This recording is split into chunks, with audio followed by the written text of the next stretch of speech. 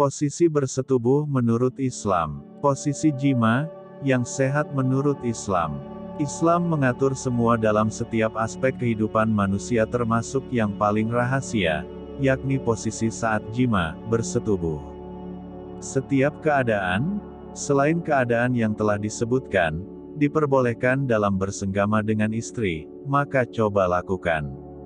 Tetapi yang telah kusebutkan, wahai kawan, lebih utama, pendapat lain mengatakan, bahkan dari arah belakang istri pun diperbolehkan.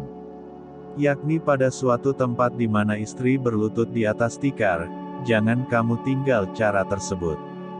Yang dimaksud Syekh Penasham, bahwa senggama dapat dilakukan pada setiap keadaan dan dengan cara yang mungkin dapat dilakukan, selain cara yang diungkapkan oleh Syekh Penasham berikut ini. Jauhilah bersenggama sambil berdiri. Hal itu berdasarkan firman Allah SWT. Maka datangilah tanah tempat bercocok tanammu itu bagaimana saja kamu kehendaki.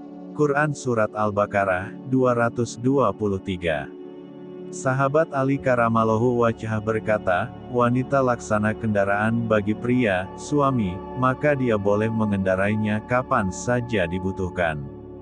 Akan tetapi, cara yang disunahkan adalah cara-cara yang telah diterangkan. Syekh Penasham juga minashamkan, kemudian suami naik ke atas tubuh istri secara perlahan-lahan, dan ada juga cara lain, sebagaimana dikatakan, pendapat lain mengatakan, bahwa dari arah belakang juga diperbolehkan. Rasulullah SAW bersabda, tidak apa-apa melakukan senggama dari arah belakang istri, apabila senggama itu tertuju hanya pada satu lubang. Adapun yang dimaksud satu lubang adalah farji. Selanjutnya Syekh Penasham menerangkan posisi bersenggama yang sebaiknya dihindari, yang diungkapkan dalam bait-bait berikut. Jauhilah bersenggama dengan cara berdiri, cara duduk, ambillah keterangan saya yang berurutan ini. Kemudian dengan posisi miring, jauhilah, karena bisa menyebabkan pantat sakit. Ambillah kenyataan ini. Cara istri di atas Anda, jauhilah, wahai kawan, karena bisa menyebabkan sakit pada saluran kencing, dan dengarkanlah. Syekh Penasham menjelaskan tentang cara-cara bersenggama yang sebaiknya dijauhi, antara lain. Bersenggama dengan cara berdiri, sebab, cara ini akan menyebabkan lemahnya ginjal, sakit perut, dan sakit pada mafasil persendian. Bersenggama dengan cara duduk, sebab cara ini akan menyebabkan sakit pada ginjal, sakit perut, dan sakit pada urat-urat. Juga dapat mengakibatkan luka yang bernanah.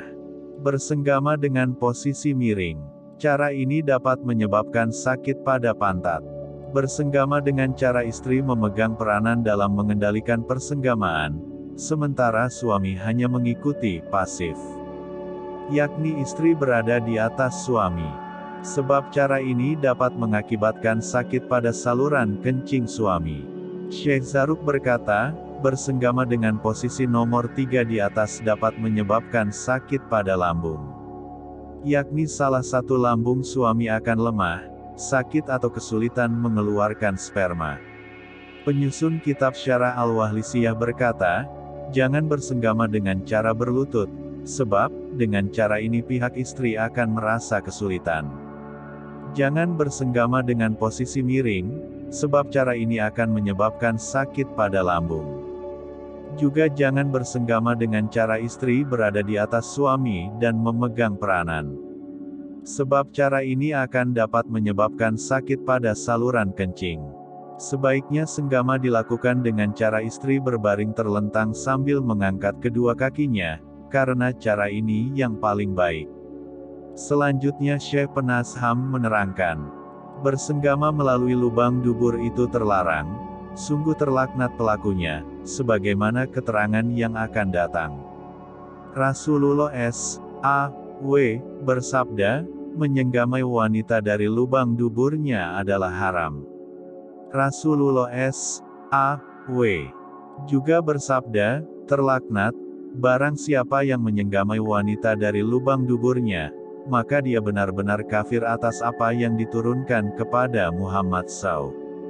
Sabda Rasulullah SAW, ada 7 orang yang Allah SWT tidak akan memberi rahmat kepada mereka kelak pada hari kiamat, dan Allah tidak akan membersihkan mereka, serta firman-Nya kepada mereka, masuklah kamu semua ke neraka, bersama mereka yang memasukinya. 7 orang itu ialah laki-laki dan perempuan yang bersenggama dengan sejenisnya. Orang-orang yang menikah dengan tangannya, mempermainkan zakarnya dengan tangannya sendiri, hingga dia dapat mengeluarkan mani. Orang yang menyenggamai binatang. Orang yang bersenggama dengan wanita melalui lubang dubur. Orang yang memadu wanita dengan anaknya. Orang yang berzina dengan istri tetangganya. Orang yang menyakiti hati tetangganya.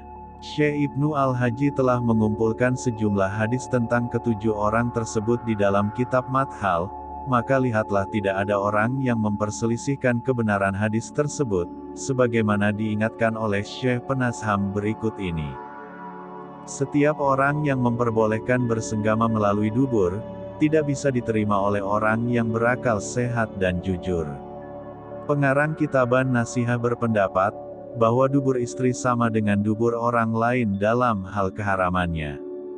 Hanya saja bersenggama melalui dubur ini tidak mewajibkan adanya hukuman haid, karena kesamarannya kemiripannya dengan vagina, lubang farji. Orang yang membolehkan bersenggama melalui dubur ini menisbatkan pendapatnya kepada Imam Malik. Tetapi kemudian Imam Malik sendiri cuci tangan dengan nisbat itu, dan beliau membaca firman Allah SWT, yang artinya, istri-istrimu adalah seperti tanah tempat kamu bercocok tanam, maka datangilah tanah tempat bercocok tanammu itu sebagaimana saja kamu kehendaki. Imam Malik juga berkata, tidak ada orang yang menanam, kecuali pada tempatnya. Hanya saja masalah dubur ini memang besar perkaranya, karena bersenggama melalui dubur itu menentang hikmah dan melawan sifat ketuhanan, dengan menjadikan tempat untuk keluar sebagai tempat masuk.